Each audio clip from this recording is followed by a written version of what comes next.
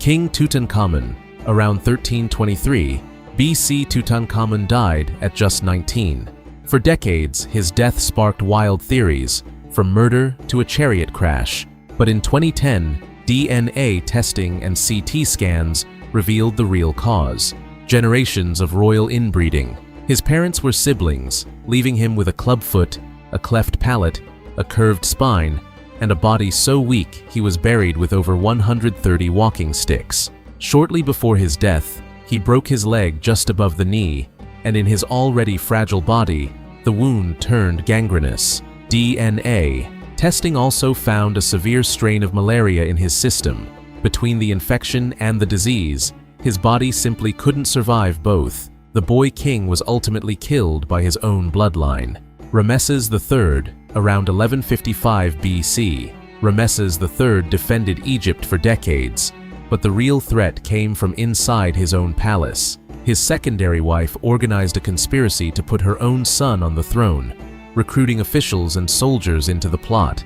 The assassination succeeded, but how he died stayed a mystery for over 3,000 years. His mummy showed no obvious wounds.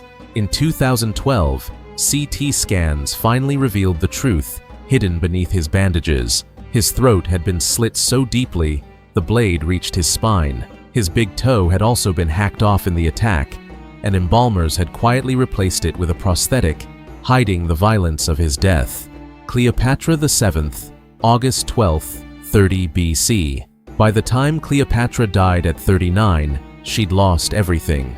Her lover, Mark Antony, was dead, and Roman forces controlled Alexandria. Octavian planned to parade her through Rome as a captive.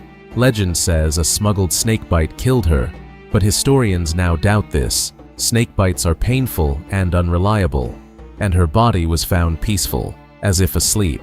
Most researchers believe she used a carefully prepared poison, likely hemlock, wolfsbane, and opium, a mix that caused a fast, painless death with no marks on the body. She denied Rome its triumph by choosing her own ending. Ramesses II, around 1213 BC. Ramesses the Great ruled for 66 years and lived to nearly 90. But his mummy reveals his final years were agony. A massive dental abscess had eaten through the bone in his jaw, causing constant, blinding pain with no way to treat it. The infection eventually spread into his bloodstream. The pharaoh who defeated the Hittites and built Abu Simbel didn't die from age or battle. He died from blood poisoning caused by a rotting tooth.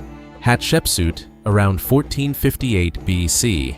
Hatshepsut ruled successfully for over 20 years as Egypt's female pharaoh. Once her mummy was identified in 2007, researchers found she'd suffered from diabetes and bone cancer that left her in constant pain. In 2011, a flask from her tomb revealed something stranger.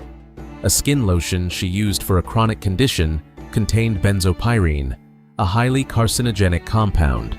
The very lotion she used to soothe her skin had likely given her the cancer that killed her. Seqenenre-Tao, around 1555 BC. Seqenenre-Tao died around 40, fighting to free Egypt from Hyksos rule. His mummy shows brutal violence: a battle axe strike that crushed his forehead, a blade wound through his neck, and a shattered cheek. His hands were found bound behind his back, meaning he wasn't killed in combat. He was captured and executed while helpless. His sons later avenged him and reunited Egypt, but Seqenenre-Tao died as a bound prisoner. Ptolemy XIII, 47 BC. At 15, Ptolemy XIII was losing his kingdom to his sister Cleopatra and Julius Caesar. Fleeing across the Nile in full golden ceremonial armor, his overcrowded boat capsized in flood season. Weighed down by pounds of solid gold, he sank instantly.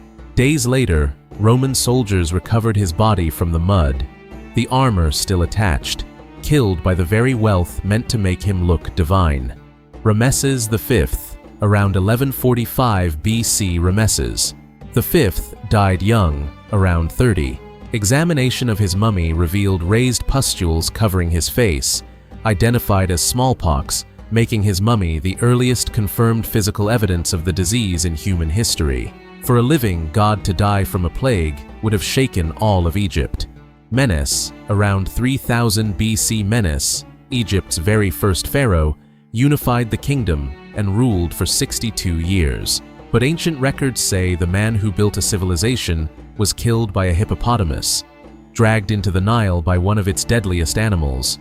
Fittingly, the hippo symbolized chaos in Egyptian mythology, the exact opposite of everything Menes had built. If you enjoyed this, subscribe for more stories like this, and drop your suggestions for the next one in the comments.